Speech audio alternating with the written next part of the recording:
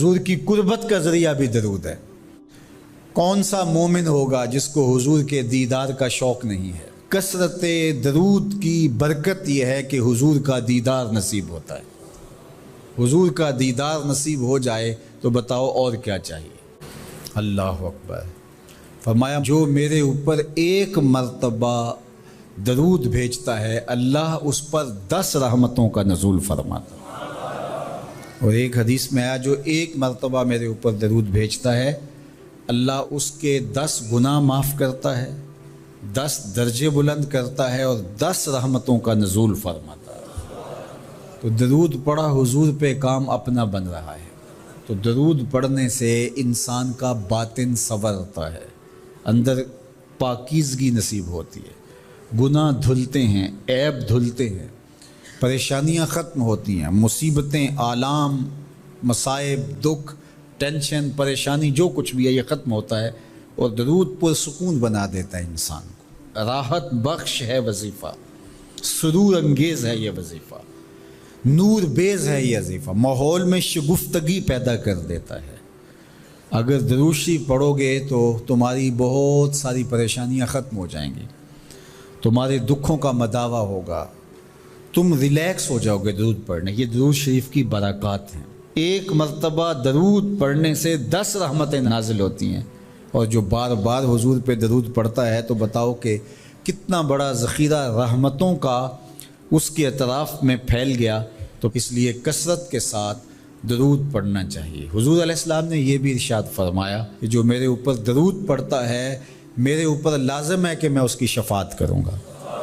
شفاعت رسول کے حصول کا ذریعہ درود بنتا ہے، چونکہ ہمارا آسرا ہی حضور کی شفاعت ہے۔ وہ دامن شفاعت کھولیں گے تو ہم گناہ گاروں کا کام بنے گا۔ اور وہ نصیب کیسے ہوگی حضور علیہ السلام کی شفاعت؟ کثرت درود سے۔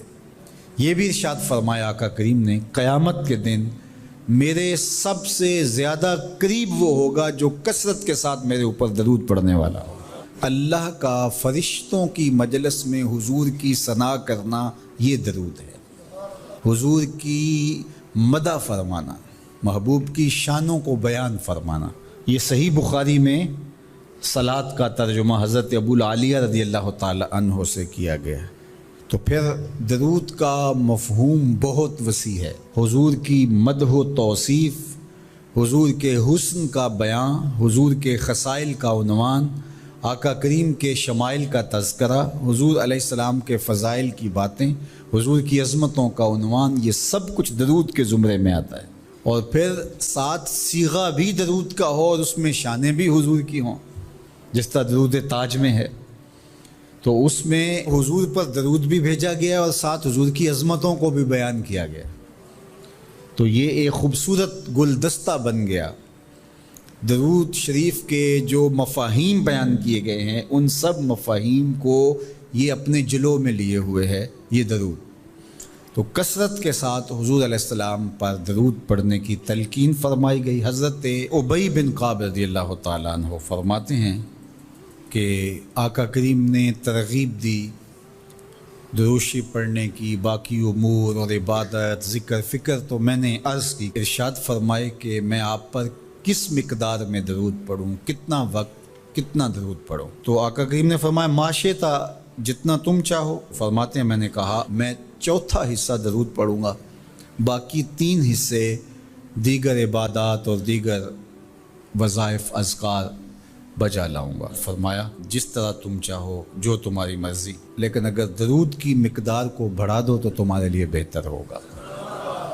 تو میں نے کہا النصف، میں آدھا وقت درود پڑھا کروں گا اور باقی چیزیں باقی آدھے وقت میں کروں گا۔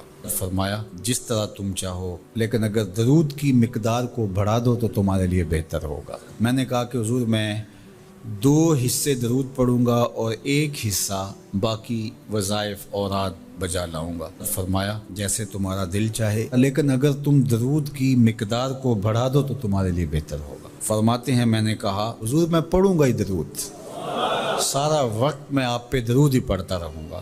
فرمایا پھر تمہارے سارے دکھ، تکلیف، اذیتیں، پریشانیاں، اس کے لیے یہ درود کفایت کرے گا اور تمہارے گناہوں کی مغفرت فرما دی جائے گی۔